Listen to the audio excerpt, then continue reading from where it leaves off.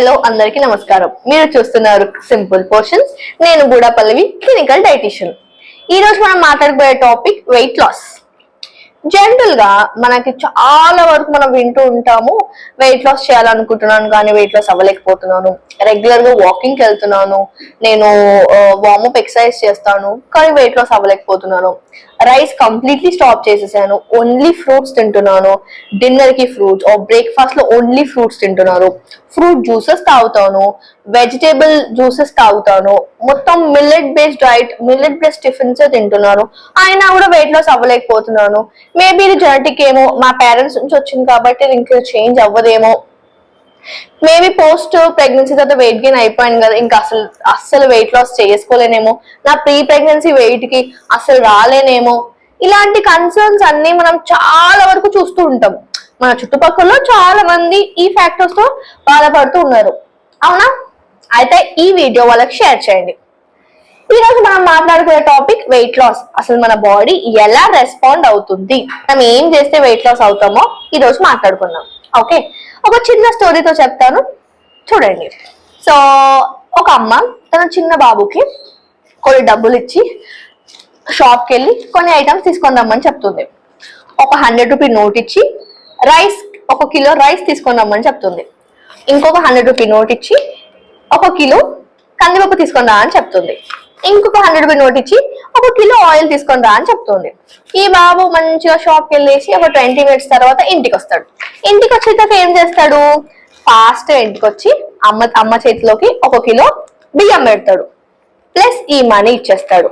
పప్పు ఆయిల్ మాత్రం తీసుకొని రాడు.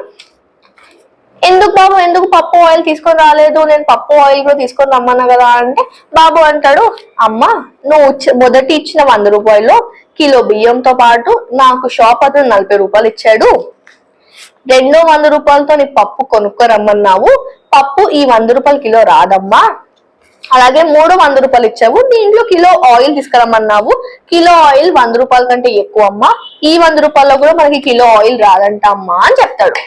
అప్పుడు అమ్మ వెంటనే నవ్వి, ఇదే మనీని, ఇదేవైతే బాబు చిన్న బాబు ఇచ్చాడో అదే మనీతోని వాళ్ళ పెద్ద కొడుకుకి పైసలు ఇచ్చి వెళ్ళి షాప్కి వెళ్ళి నూనె ఇంకా పప్పు తీసుకుందామని చెప్తుంది.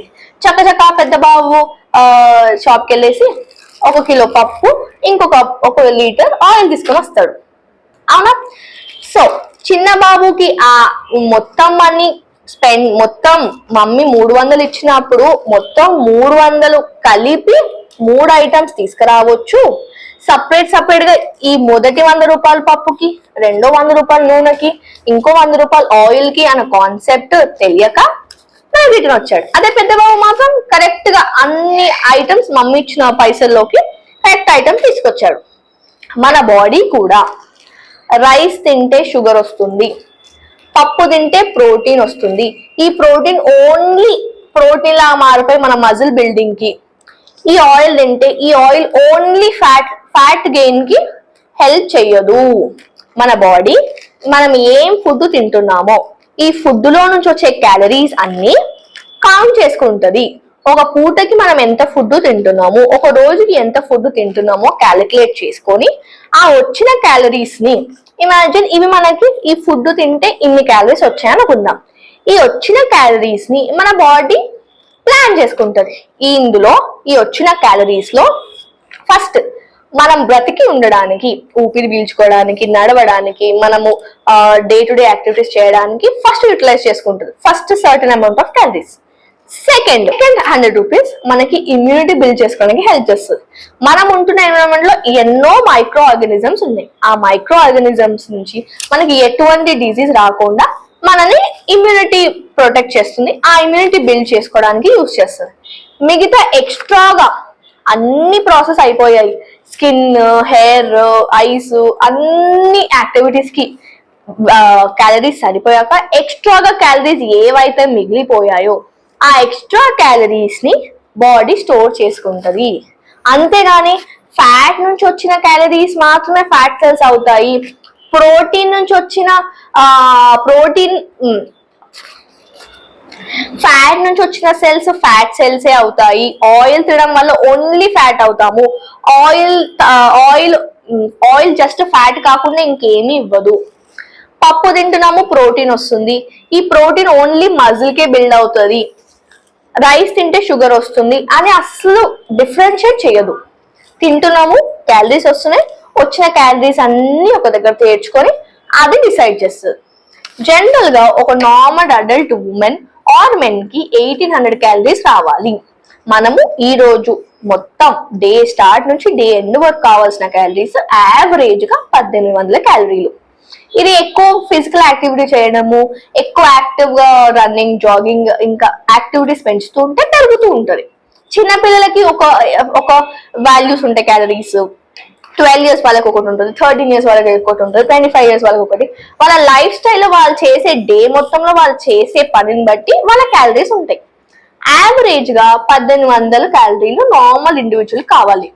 వెయిట్ లాస్ చేసుకోవాలనుకున్న వాళ్ళు ఈ 1800 క్యాలరీల నుంచి ఒక 500 క్యాలరీలు తక్కువగా తింటే, ఆ 500 క్యాలరీలు తక్కువ రోజు, ఈ రోజు 500 క్యాలరీలు తక్కువ, రేపు 500 క్యాలరీలు తక్కువ, అలా రోజుకి 500 క్యాలరీలు తక్కువ తింటూ మంత్ మొత్తంలో తిన్నారనుకోండి, మనకి 3 నుంచి 5 కేజీస్ వెయిట్ లాస్ చూస్తాము. అంటే మనకు కావాల్సిన 1800 నుంచి 500 మాత్రమే మైనస్ చేయాలి.